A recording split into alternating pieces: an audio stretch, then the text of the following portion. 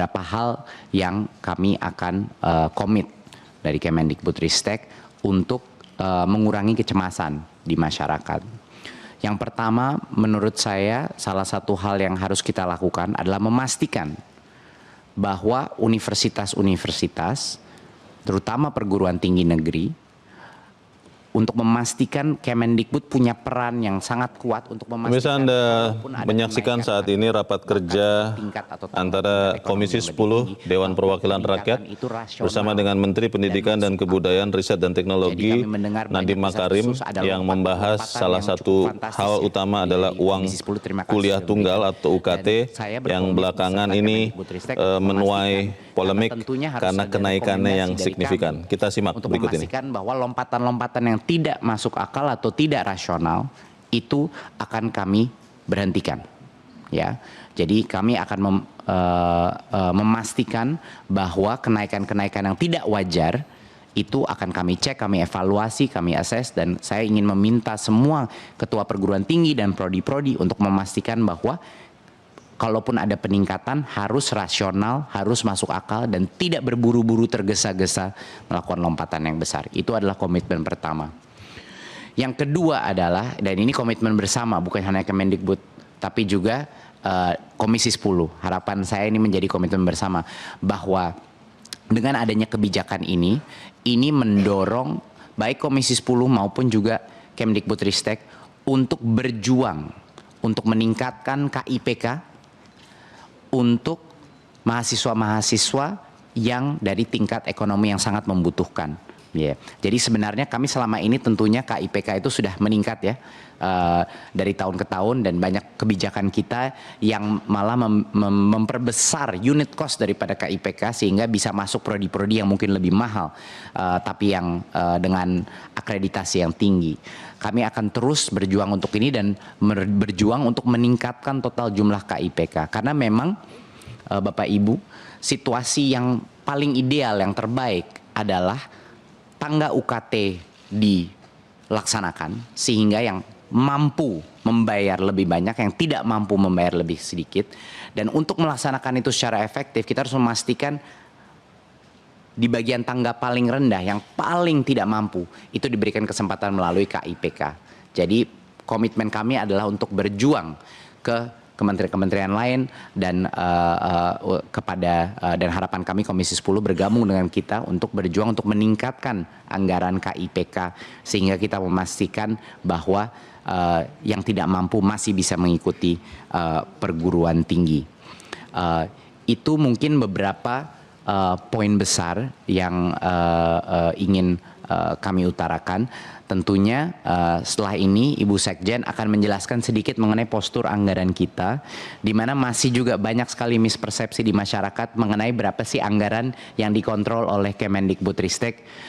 Ini sudah kita ulang beberapa kali ya, tapi mungkin karena di sini juga ada banyak teman media, ini bisa diperjelas sekali, dan masyarakat dan mahasiswa akan mengerti bahwa yang di bawah Kemendikbudristek itu hanya proporsi yang kecil dari total anggaran pendidikan yang dikelola sebagai total kepemerintahan. Lalu setelah itu Pak Haris Dirjen Dikti akan menjelaskan sedikit lebih mendetail mengenai bagaimana kebijakan ini akan diimplementasi. Tapi sekali lagi saya ingin mengapresiasi semua masukan.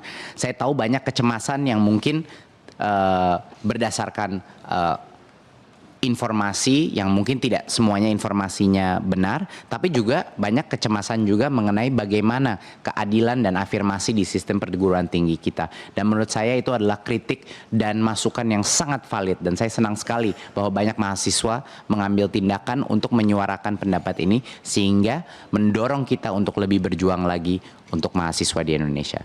Terima kasih sekali lagi. Untuk selanjutnya saya persilahkan ke Bu Sekjen. Terima kasih. Pimpinan, interupsi. Pimpinan mohon izin karena kita ini kan membahas terkait dengan pendidikan tinggi ya.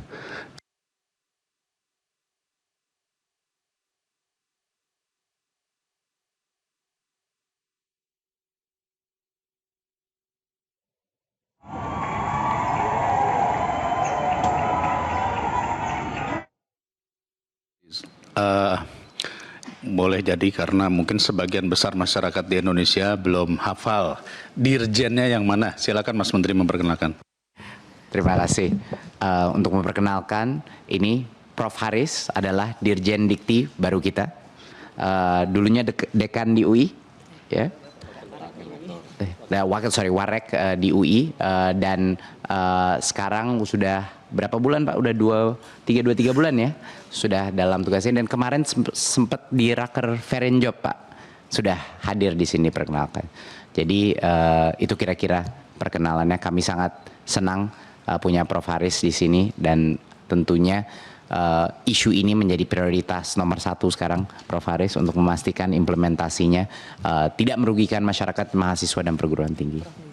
Baik. Dan Prof. Nizam kembali ke UGM. Ya. Jadi Mas Putra, sebelumnya. Berikutnya nanti akan memberikan statement kepada media tentunya adalah Prof. Haris ya. Mudah-mudahan tidak tersiar lagi Pak Haris ya. Terima kasih. Silakan Bu Sekjen. Baik, terima kasih. Bismillahirrahmanirrahim. Bapak, Ibu, pimpinan dan anggota Komisi 10, atas izin Pak Menteri, izinkan saya untuk menyampaikan informasi terkait dengan postur anggaran pendidikan khususnya untuk tahun 2024. Sebagaimana kita tahu, belanja negara sesuai dengan Perpres nomor 76 tahun 2023 terkait dengan rincian APBN, belanja negara kita adalah sebesar 3.325, di mana 20% diantaranya digunakan untuk anggaran fungsi pendidikan, sehingga anggaran fungsi pendidikan adalah sebesar 665 triliun rupiah. Kemendikbudristek sendiri mengelola sebesar 15% dari anggaran fungsi pendidikan atau sebesar 98,9 triliun rupiah. Porsi terbesar digunakan untuk transfer daerah, yaitu sebanyak 52%,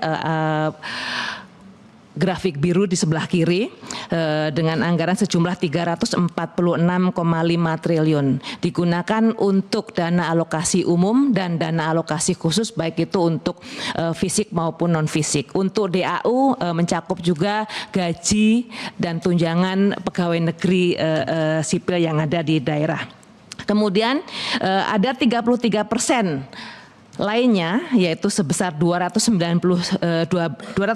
triliun yang tersebar, termasuk diantaranya untuk Kementerian Agama 62,3 triliun, kementerian dan lembaga lainnya 32,8 triliun, dan juga anggaran pendidikan pada belanja non-KL yang dulu disebut BABUN, dan juga anggaran pengeluaran pembiayaan sebesar 77 triliun. Kemudian halaman berikutnya, Kemendikbudristek sendiri tidak memiliki peran dalam pengambilan keputusan terkait dengan alokasi anggaran, halaman 4 Mas. Yang di halaman 4. Satu lagi. Sebelumnya. Ya. Karena sesuai dengan PP nomor 17 tahun 2017 yang mempunyai kewenangan untuk perencanaan dan penganggaran adalah Kementerian PPN dan Kementerian Keuangan. Mau halaman 4 berikutnya. Ya. Pada tahun 2022 kami juga sudah menginisiasi revisi PP nomor 48 tahun 2008 menjadi PP 18 tahun 2022 tentang pendanaan pendidikan, di mana dicantumkan di situ diamanatkan bahwa Mendikbudristek bersama Menteri Keuangan dan PPN secara bersama-sama menyetujui pengalokasian anggaran pendidikan, namun memang belum bisa dilaksanakan karena PP nomor 17 tahun 2017 belum bisa dilakukan perubahan. Jadi keseluruhan anggaran fungsi pendidikan yang dikelola oleh Kemendikbudristek hanya sebesar 15% saja. Kemudian berikutnya kami sampaikan bahwa terdapat anggaran pengeluaran pembiayaan yang di warna hijau sebesar halaman 5. Yang warna hijau 12% digunakan untuk salah satunya untuk dana abadi pendidikan sebesar 25 triliun rupiah. Kemudian juga ada belanja pendidikan pada non-KL 47,3 yang warna kuning di bagian kanan bawah. itu berada di bawah kewenangan pengelolaan Kementerian Keuangan. Untuk dana LPDP sendiri sebagai anggota Dewan Penyantun, Pak Mendikbud Ristek selalu menyampaikan bahwa anggaran tersebut bisa digunakan untuk yang lain-lain, termasuk diantaranya untuk pendidikan non-gelar. Semula alokasi anggaran dana abadi pendidikan lebih banyak untuk pendidikan gelar, sekarang dengan adanya masukan-masukan dari Kemendikbudristek banyak yang digunakan juga untuk non-gelar, termasuk juga untuk mikro kredensial baik di dalam maupun di luar negeri. Kemudian kami sampaikan sebagaimana Bapak pimpinan tadi tanyakan, sebenarnya siapa saja yang menggunakan anggaran fungsi pendidikan tersebut di luar dari Kemdikbud, Kemenak dan transfer daerah. Ada 22 kementerian lain yang menggunakan anggaran fungsi pendidikan, tolong halaman 6. Jadi dari Menteri Keuangan, Kementerian Pertanian, Perindustrian, Energi dan Sumber Daya Mineral sampai dengan Badan Riset dan Inovasi Nasional atau BRIN mendapatkan alokasi anggaran fungsi pendidikan yang jumlahnya sebagaimana tertera di dalam halaman sebelumnya 32,8 triliun rupiah untuk KL yang lain. Kebijakan di masing-masing KL ditentukan oleh kementerian masing-masing. Kemendikbudristek tidak punya kewenangan untuk memberikan masukan terhadap penggunaan anggaran tersebut. Kemudian pada tahun 2022 kami menginisiasi PP nomor 57 tahun 2022 tentang perguruan tinggi kementerian lembaga atau kita sebut sebagai PTKL, dan disepakati bahwa PTKL harus teknis, spesifik dan tidak tumpang tindih dengan program studi yang ada di perguruan tinggi di bawah pembinaan Kemendikbudristek. Kemudian juga standar biaya PTKL harus mengikuti standar biaya Kemendikbudristek. Jadi ini yang menjadi PR kami, bagaimana memastikan PTKL semua yang ada di kementerian lembaga lain nanti mengacu kepada kebijakan yang sama. Kemudian berikutnya kami sedikit rinci terkait dengan anggaran yang dikelola oleh Kemendikbudristek. Total sesuai pagu sebesar 98,987 triliun rupiah. Rupiah murni untuk operasional saja 18,4 triliun. Untuk rupiah murni non operasional ada 69 triliun. Yang lainnya merupakan rupiah murni pendamping. Ini ada pendamping dari pinjaman dan hibah luar negeri. Kemudian juga ada penerimaan non pajak, kemudian juga ada BLU karena ada perguruan tinggi utamanya yang statusnya BLU dan dua BLU lain di tingkat pusat yang ada di bawah pengelolaan Kemdikbudristek. Dan selain itu juga ada pendanaan dari pinjaman dan hibah luar negeri untuk perguruan tinggi dan SPSN yang juga sebagian besar digunakan untuk perguruan tinggi baik PT akademik maupun vokasi. Dari sejumlah anggaran tersebut 45,69 digunakan untuk pendanaan yang sifatnya wajib yang tidak mungkin tidak, dari mulai program Indonesia Pintar, KIP kuliah, kemudian berbagai tunjangan baik itu guru maupun dosen termasuk guru besar untuk non ASN juga kita sediakan anggarannya, dan juga BOPTN baik itu untuk BOPTN penelitian maupun non penelitian. Di samping itu tentu kita juga punya prioritas lain yang membutuhkan anggaran 23,4 triliun di dalamnya, termasuk untuk penguatan pelaksanaan kurikulum merdeka, pelaksanaan asesmen nasional, termasuk program-program kebudayaan, kebahasaan dan sebagainya. Berikutnya. Nah, dari sejumlah dana tersebut dari 98,987 triliun, 56,1 triliun itu digunakan untuk kegiatan-kegiatan di jenjang pendidikan tinggi. Baik itu pendidikan tinggi akademik maupun vokasi atau sekitar 56,7%. Penggunaannya untuk apa? Sebagaimana tertuang di dalam halaman 8 sampai dengan halaman 11, kami sampaikan bahwa pemerintah terus memberikan dukungan bagi mahasiswa tidak mampu melalui KIP kuliah yang anggarannya sendiri tahun sekarang sudah 13,99 triliun, artinya 14 triliun untuk program ini saja, ditambah dengan afirmasi mahasiswa untuk daerah tertinggal. Alokasinya pengelolaan di Kemdikbud, tetapi penggunaan anggaran beasiswa sendiri menggunakan dana abadi pendidikan yang ada di LPDP, tetapi pengelolaan sepenuhnya ada di Kemendikbudristek. Kemudian pemerintah juga memberikan tunjangan tadi yang saya sampaikan untuk dosen dan guru besar non ASN, tentunya juga ASN juga, nanti kami sampaikan detailnya. Kemudian kegiatan terbesar lainnya adalah revitalisasi sarana dan prasarana perguruan tinggi negeri. Pendanaannya mayoritas dari PHLN dan SBSN, sebagian juga sedikit yang dari rupiah murni. Alokasi anggaran untuk revitalisasi sendiri mencapai 7,79 triliun rupiah. Kemudian pemerintah juga terus mendukung upaya peningkatan kualitas pembelajaran melalui kebijakan Kampus Merdeka dan Merdeka Belajar. Ini juga pendanaannya sebagian dibiayai melalui dana abadi pendidikan yang dikelola oleh LPDP.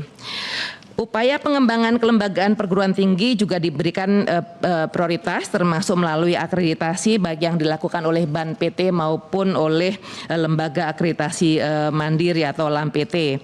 Dan untuk mendukung operasional perguruan tinggi disiapkan juga BOPTN baik untuk penelitian maupun non penelitian. Di situ di 2 baris terakhir totalnya 6,5 triliun untuk perguruan tinggi akademik.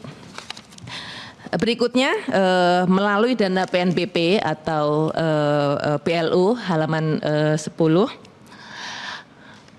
untuk baris ke nomor 13, anggaran tersebut didapatkan dari PNBP dan PLU untuk peningkatan kualitas pembelajaran, penelitian dan pengabdian masyarakat. Jadi intinya bahwa dana 6,3 triliun untuk kebutuhan tersebut merupakan revenue yang diterima langsung oleh perguruan tinggi.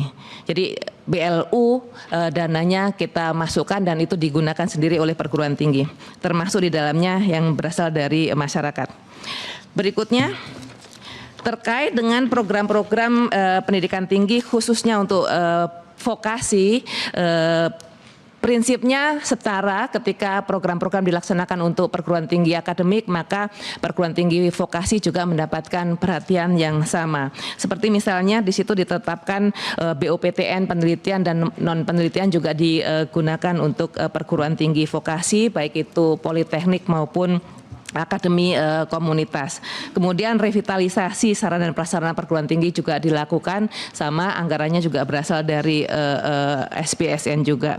Kemudian dana kompetitif diberikan untuk mendukung perguruan tinggi vokasi untuk melakukan matching dengan dengan industri. Berikutnya untuk kegiatan dukungan manajemen ini keseluruhan untuk jenjang pendidikan tinggi ada 13,88 triliun rupiah Bapak dan Ibu semuanya untuk melakukan tata kelola perguruan tinggi, termasuk juga di situ gaji operasional perkantoran, termasuk juga gaji untuk dosen ASN yang ada di perguruan tinggi negeri dan juga ada di perguruan tinggi swasta yang diperbantukan yang di dalam pengelolaan LL Dikti dari wilayah 1 sampai wilayah 16. Saya rasa itu tambahan informasi dari kami Pak, kami kembalikan ke Pak Menteri. Terima kasih Bu Sekjen. Untuk selanjutnya saya persilakan Dirjen Dikti Pak Haris, silakan. Bismillahirrahmanirrahim. Izin Mas Menteri, pimpinan dan anggota Komisi 10 yang kami hormati, pertama izinkan kami memperkenalkan diri. Saya ditugaskan sebagai Dirjen Dikti kurang lebih ini masuk minggu ke-10 karena dalam posisi sudah kurang lebih bulan ketiga. Mungkin izin pada kesempatan yang baik ini kami ingin coba memberikan informasi yang mungkin dirasa penting bagi masyarakat dan juga teman-teman perguruan tinggi dan juga para adik-adik mahasiswa yang tentu kami banggakan dan juga masyarakat dan para jurnalis. Mungkin kita menginjak ke slide berikutnya. Jadi pada prinsipnya tadi Mas Menteri sudah menyampaikan bahwa bagaimana kita menetapkan atau menentukan UKT ini basisnya adalah pada penetapan SSBOPT.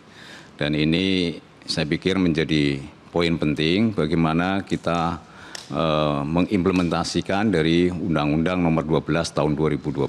Di sini sudah jelas bahwa pemerintah ini menetapkan satuan standar biaya operasional yang tentu ini perlu mengacu pada capaian standar nasional pendidikan tinggi, juga jenis program studinya, juga indeks kemahalannya.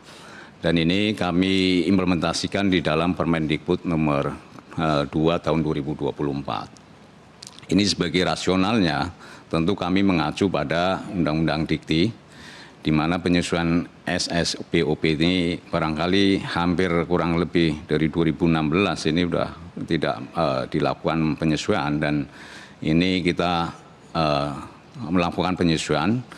Dan di samping itu kemarin kita juga sudah merilis kebijakan baru terkait dengan standar nasional pendidikan tinggi, tentu untuk meningkatkan fleksibilitas dan juga metode pembelajaran. Tentu ada kompensasi yang juga harus kita perhatikan.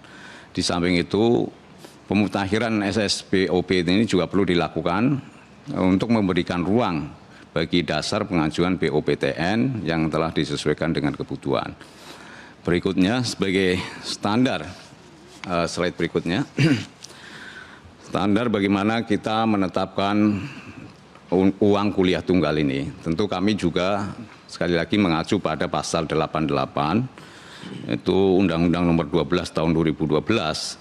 Di sini sebenarnya memberikan ruang bahwa biaya yang ditanggung oleh mahasiswa ini harus disesuaikan dengan kemampuan ekonomi mahasiswa, orang tua mahasiswa, atau pihak lain yang membiayainya. Jadi saya pikir ini ruang juga harus kami berikan, dan di dalam implementasinya untuk pasal 6 di Permendikbud tahun 2024 ini itu juga jelas bahwa pada poin kedua ini kami mewajibkan kepada seluruh PTN dan PTNBH dalam penetapan UKT-nya harus memberikan ruang kelompok tarif UKT 1 dan 2, di mana kelompok 1 ini nilainya 500.000 per semester dan kelompok 2 101 juta.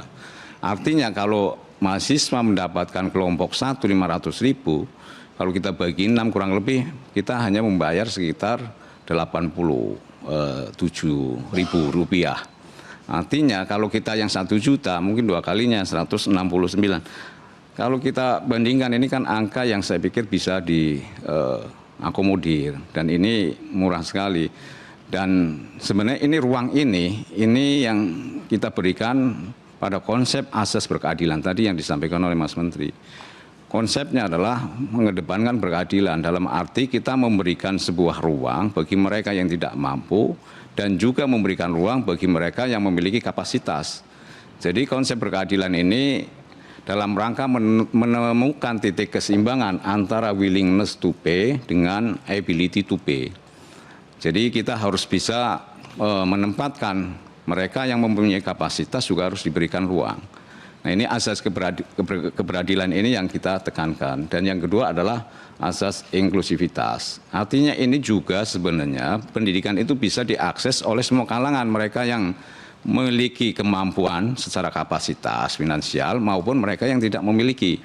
Sehingga dalam pelaksanaannya ini pun tidak akan dijadikan penentu pada proses penetapan mahasiswa untuk diterima masuk perguruan tinggi. Kami dari awal sudah menekankan dan di dalam Permendikbud ini sudah jelas disampaikan hal itu. Berikutnya, untuk dasar peraturan perundangan uang kuliah tunggal ini juga dibagi bagi mahasiswa yang kurang mampu secara ekonomi. Di mana ruang-ruang itu kita berikan? Kalau kita lihat pada pasal 74, ini kembali lagi ke Undang-Undang Pendidikan Tinggi, bahwa PTN ini wajib mencari dan juga menentukan ruang di mana minimal itu 20% bagi mahasiswa yang diterima dari mereka yang kurang mampu. Dan di sini kami juga implementasikan di pasal 12-nya ayat 2. Ini jelas bahwa presentasi jumlah mahasiswa yang dikenakan tarif UKT kelompok 1 dan 2 itu minimal berjumlah 20%. Dan nanti kita lihat data yang kita peroleh dari laporan semua PTN dan PTNBH. Ini juga akan menunjukkan bahwa kita juga memberikan peluang yang lebih. Kemudian di pasal 17-nya ini juga diberikan juga bahwa ini mahasiswa yang mungkin barangkali secara penempatan kelas UKT-nya tidak tepat, itu bisa dilakukan pengajuan atau peninjauan kembali. Dan ini tentu penyesuaian.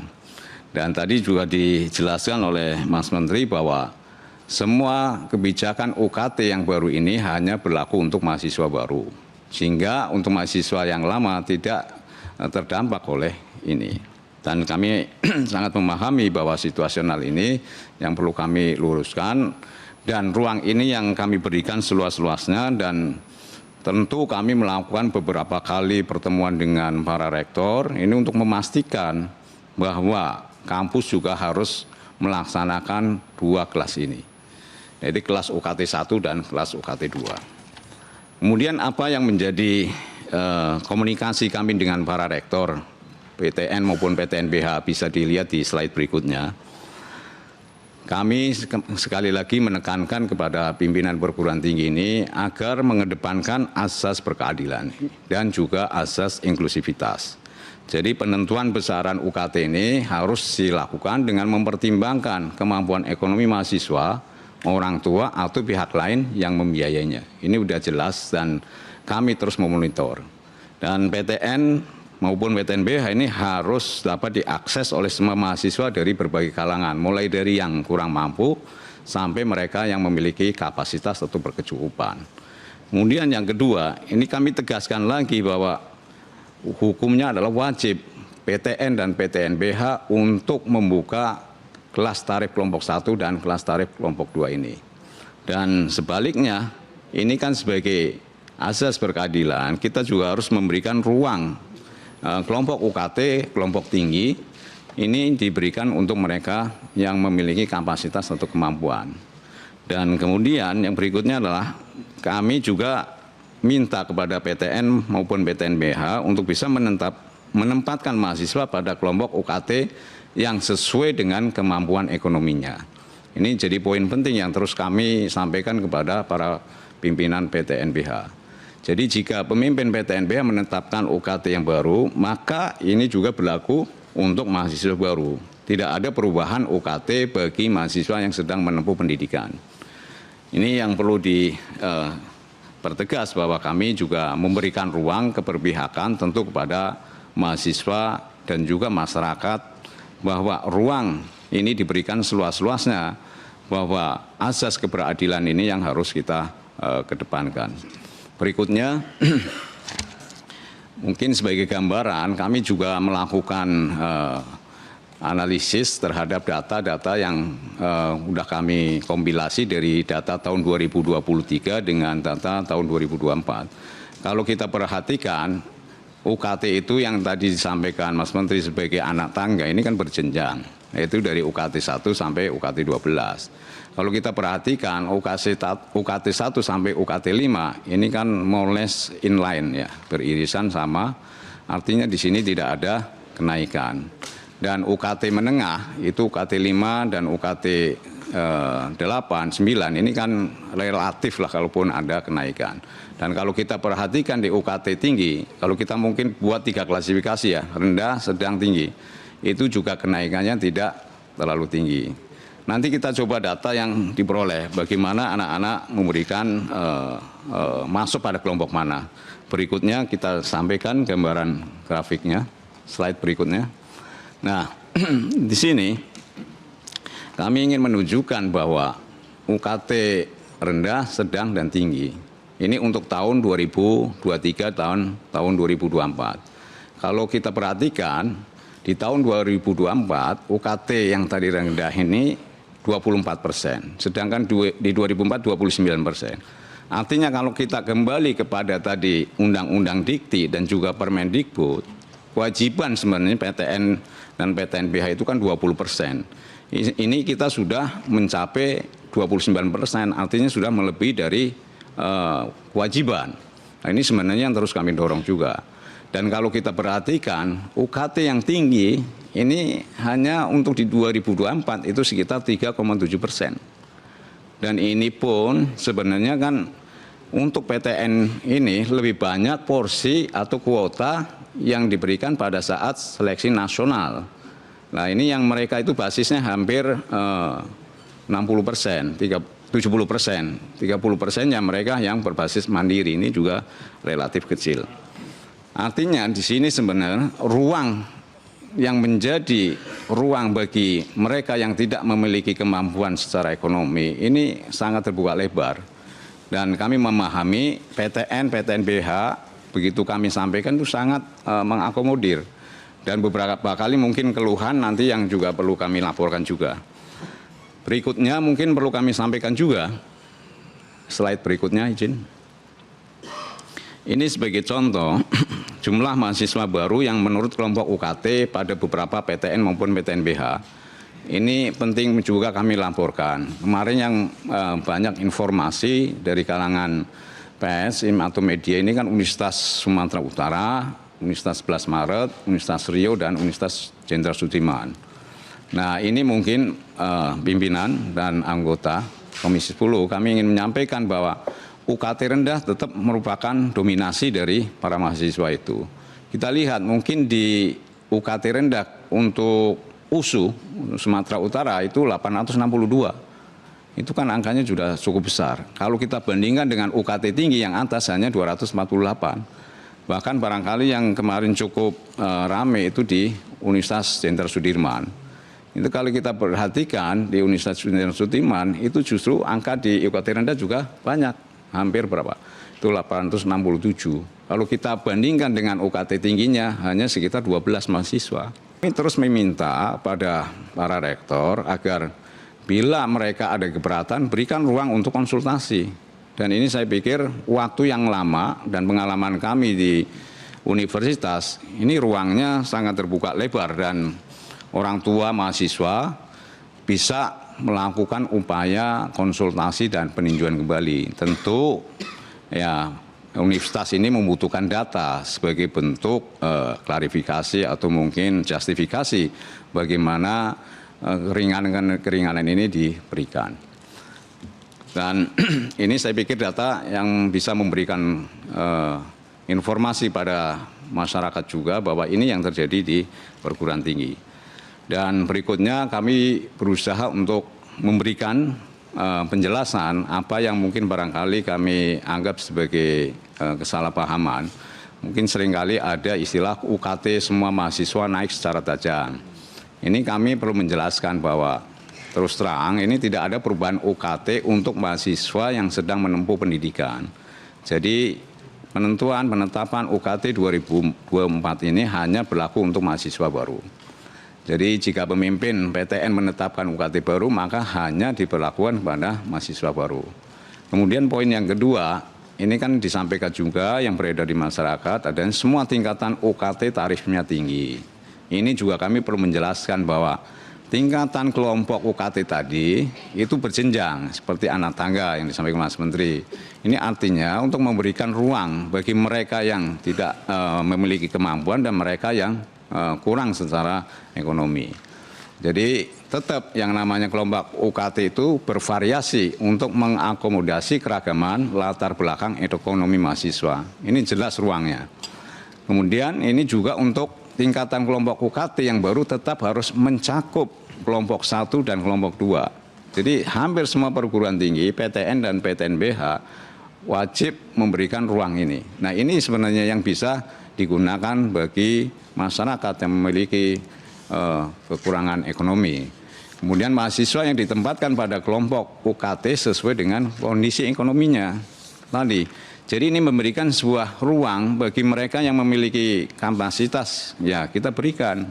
Jangan sampai ini artinya timpang ya, berkeadilan ini menjadi poin penting juga. Kemudian poin yang ketiga, kelompok UKT tertinggi berlaku untuk kebanyakan mahasiswa. Ini perlu kami sampaikan juga. Tadi di data sudah kami sampaikan, ternyata bahwa kewajiban yang 20% kami juga sudah memenuhi bahkan lebih. Dan ini sebagai ruang yang perlu dipahami kita bersama. Kemudian secara keseluruhan proporsi mahasiswa yang ditempatkan kelompok tertinggi ini tadi data juga menunjukkan sekitar 3,7%. Jadi hanya mahasiswa yang mampu membayar ditempatkan pada kelompok tinggi. Jadi kalau mereka tidak memberikan data ya kami juga akan menempatkan yang sesuai. Dan bila mana ada mungkin tidak tepat dalam penempatan kelas UKT-nya, kami kembali lagi meminta kepada orang tua bisa mengajukan peninjauan kembali kepada perguruan tingginya. Jadi hak mahasiswa untuk meminta peninjauan ulang ke PTN terkait penempatan mereka pada kelompok tertentu ini terlindungi dalam Permendikbud terkait dengan SSBOPT. Jadi ini ruangnya ada dan kami lihat beberapa pasal ini justru memberikan keberpihakan kepada mahasiswa dan ini yang saya pikir juga harus kita gunakan kesempatan ini sebaik-baiknya. Dan kemudian yang berikutnya ini informasi yang perlu kami coba luruskan juga. Ini seringkali status PTNBH menjadi penyebab peningkatan UKT. Dan kita lihat, PTNBH ini kan sudah menjadi sebuah amanah dari undang-undang dan kita mendesain ini tentunya agar memberikan ruang fleksibilitas kepada PTN. PTNBH ini sifatnya kan nilba dan juga apa yang diperoleh dari keuntungannya tentu harus ditempatkan kembali pada program pengembangan PTN-nya. Jadi PTNBH ini diharapkan mampu menjalin kerjasama tridharma, juga mengelola dana abadi dan juga menjalankan usaha. Nah, ini pemberdayaan aset juga menjadi poin penting bagaimana PTNBH untuk bisa terus meningkatkan revenue. Nah, kedepannya kita juga akan memperhatikan justru fleksibilitas ini memberikan ruang penggalangan dana ini menjadi sangat penting agar PTNBH tidak hanya menggantungkan pada UKT atau pada tuition fee. Jadi sebagai contoh ini kami ambil PTNBH yang sudah senior ya, sudah lama. Contoh ITB.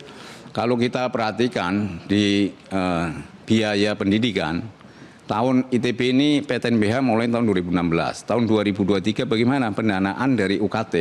Itu ternyata kan bisa turun dari 43% menjadi 26%. Demikian juga untuk UGM, yaitu dari 49 ke 40%. Ini memang pola ini yang terus coba kami monitor, meskipun dalam perkembangannya kita juga perlu melakukan beberapa transformasi ya, khususnya dalam tata kelola untuk bisa terus meningkatkan pendapatan selain dari UKT ini. Dan ini ternyata dari pendapatan lainnya juga naik dari 33% menuju 56%. Dan juga untuk kasus UGM ini dari 18% ke 25%. Artinya ini kan kita lihat bahwa PTNBH ini tidak bisa juga dianggap sebagai mungkin upaya untuk meningkatkan UKT. Kami terus ngontrol bahwa mereka untuk meningkatkan revenue dari non biaya pendidikan. Itu barangkali yang perlu diluruskan juga. Berikutnya. Nah, ini juga terkait dengan yang ini juga selain UKT ada yang namanya IP ya. Jadi di Permendikbud ini kami berusaha membuat sebuah batasan. Kalau sebelumnya itu mungkin bisa uncontrol ya. Karena kita di sini SFPPTE itu memberikan batas maksimal terhadap iuran pengembangan institusi yang sebelumnya ini tidak dibatasin. Dan ini di pasal 22 juga jelas bahwa IP sebagaimana dimaksud ini adalah untuk penentuan tidak bisa dipakai untuk penentuan penerimaan mahasiswa baru. Jadi kami selalu sampaikan ini dari pengalaman dan juga pembelajaran yang kami lakukan. Ini kami melalui panitia seleksi nasional agar penetapan ini jangan dijadikan bagian dari penetapan penerimaan mahasiswa baru. Kemudian di pasal 23 ini juga jelas bahwa tarif IP ini ditetapkan dengan nilai nominal tertentu dan kami berikan batasnya itu 4 kali BKT. BKT ini adalah biaya pengelolaan penyelenggaraan pendidikan, sebenarnya biayanya adalah biaya yang minimal dan kita gunakan sebagai batas maksimal. Ini juga artinya kita masih memberikan koridor bahwa kita akan berpihak kepada masyarakat dan tentu adik-adik mahasiswa. Kemudian di pasal 26 ini juga PTN mengumumkan besaran IP yang akan dikenakan pada calon mahasiswa pada saat calon mahasiswa dibuka. Gitu. Ini udah jelas dari awal udah ada pemberitahuan ini. Kemudian di pasal 27-nya juga IP dapat dikenakan kepada mahasiswa program diplom dan program sarjana ini yang diterima melalui jalur mandiri. Semua yang melalui jalur nasional ini tidak dikenakan IP, jadi hanya dikenakan UKT. Jadi ini barangkali yang perlu dipahami kita bersama. Dan khususnya untuk IP ini memang diberikan pada PTN untuk bisa menggali pendanaan dari mahasiswa program pasca sarjana. Ini terkait dengan IP. Kemudian berikutnya beberapa hal yang nanti juga saya pikir banyak sekali masukan tentu dari Komisi 10. Setidaknya kami sudah menyiapkan beberapa tindak lanjut akan permasalahan ini. Pertama tentu kami akan terus melakukan komunikasi secara intensif dengan para rektor, baik PTN maupun PTNBH, untuk memastikan bahwa para pimpinan PTN dan PTNBH mengedepankan asas berkeadilan dan inklusivitas ini. Kemudian kami juga meminta atau mewajibkan, sebenarnya ini udah wajib ya, ini harus kelompok 1 UKT ini dan kelompok UKT 2 ini harus masuk dalam UKT yang ditetapkan oleh perguruan tinggi.